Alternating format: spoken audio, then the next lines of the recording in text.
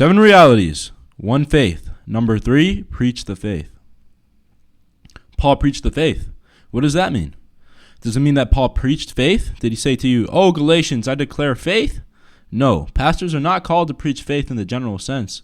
We preach faith in God, faith in the Bible, and faith in Christ. Sure, but we do not preach the isolated instance of praying for things by faith. We do not preach faith alone, a human doctrine invented by Martin Luther. No.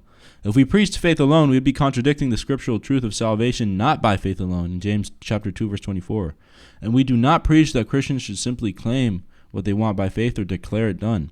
That's the blab it and grab it theology of many of today's popular evangelists. That's not the faith which Paul preached. The faith Paul announced when he gave his personal testimony of salvation to the Galatians is faith with a capital F, the set of doctrines we call the Christian faith or sound doctrine. Paul preached that faith, the faith after his conversion. Prior to his conversion, he lived to destroy it. Galatians chapter 1, verse 23 says, "They only heard the report."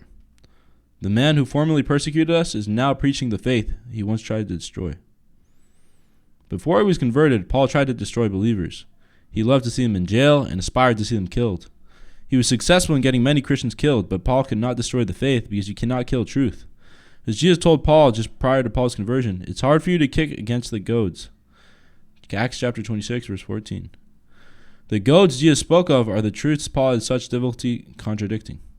The goads are the undeniable realities that no person can negate unless they forfeit reason and abandon coherence. Paul was shaken into reason and coherence when Jesus confronted him, personally stopping Paul in his tracks on the Damascus road. From that moment onward, Paul stopped persecuting Christians and began to teach what he previously tried to destroy, the Christian faith.